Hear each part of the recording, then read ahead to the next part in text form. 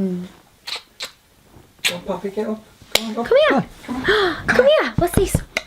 Oh, what's this? Come here. Yeah. Yeah. Good girl. Good girl. Good girl.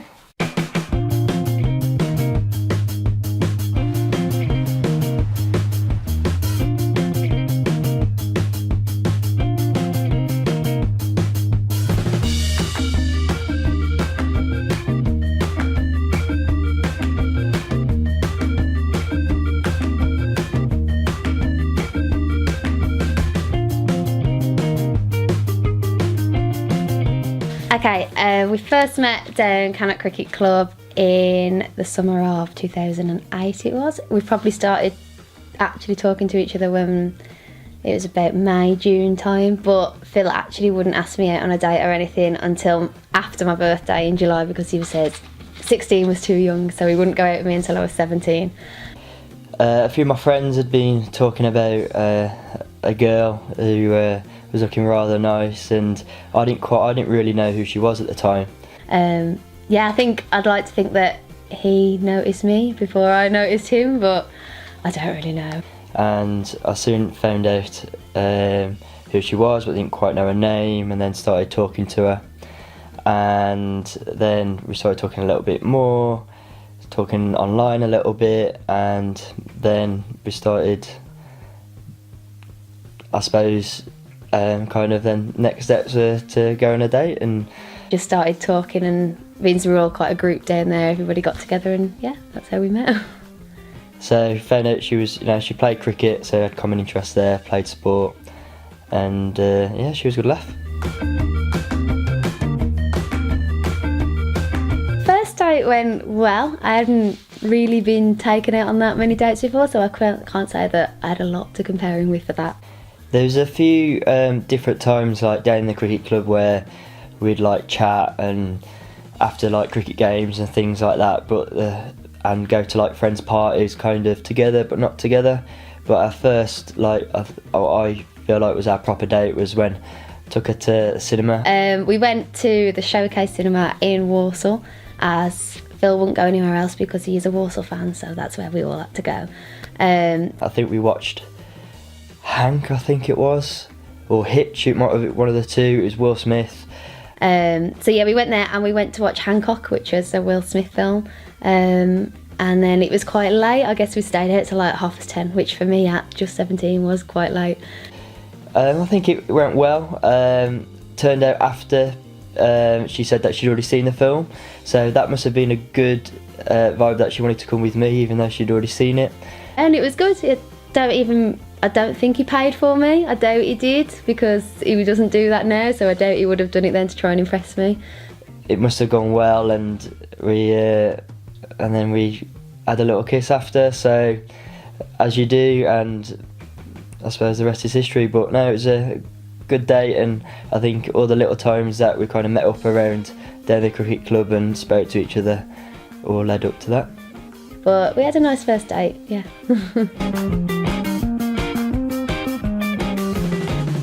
So I knew that I wanted to go to Venice. I knew I wanted to propose for a fair while, but didn't really know how to. And when we was looking at holidays, we decided that we were going to go to Italy and do Venice and Lake Garda, and I just thought that would be a perfect place to do it. I was pretty tired. We'd been travelling all day. It was about 11 o'clock at night in Venice, and we took a massive backpack because we were travelling around in different places.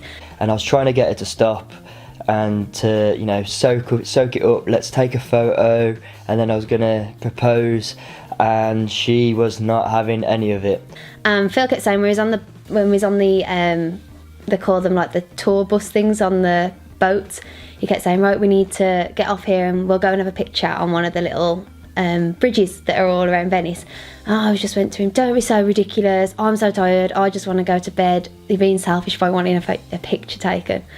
And he was like, all right, well, fine. So as I knew that was the case, and she gave me the look, so I just thought I won't leave it anymore, and just carried on to the hotel. And again, must have been fate. It was really good that we didn't do it then, as when we got to the hotel, we actually had this amazing room with a balcony overlooking a Venetian Square. It was this big suite as part of just the fact that it was free. And when we got up to the room, it was massive. We had a huge, like 2 separate rooms. We had a big balcony overlooking a little square that we were in. And it just then all fell into place and made sense that we did it there. And we went outside and we were just looking around, and he just turned around and he was just on one knee and he asked me to marry him. And the first thing I just said to him was, "Are you joking? That's ridiculous." And then he says, "No, it's real," and gave him a ring. And obviously I said yeah. And I'm so glad she said yes, and it was just ended to be like the perfect place, and I couldn't really, well, I didn't really plan it, and I couldn't have planned it probably any better either. But in hindsight, I was then mad at him because I was like, "Oh, I'm just in my travelling clothes. I haven't dressed very nice. We can't take any nice photos." But yeah, it was. He did well. He did well to keep it a secret as well.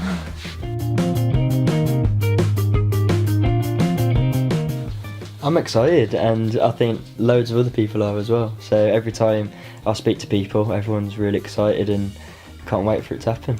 Yeah, I think people have waited a long time. They've waited 9 years for it, so I think people are looking forward to it as well. I think that there's been a lot of preparation, hasn't there, put into it by so many people, and we're looking forward to seeing everything together, because you plan everything separately, so it'll be really nice when we can see everything put together on the day. Although I don't think we'll probably notice half of it either, because we're being such a blur with everything.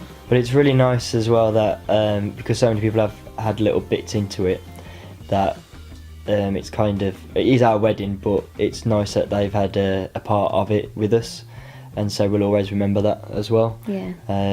Like, so my friends like the DJ, and so I know he's gonna like clear it up for us and things like that, and friends done the kind of the bales and things and little bits, and Family with all of the crafting. yeah, all the crafting, and so when they're there as well, hopefully they'll see all their hard work that's paid off to do something great. And I've told him I'd like him to cry, but I don't think he will. So I won't hold that against him.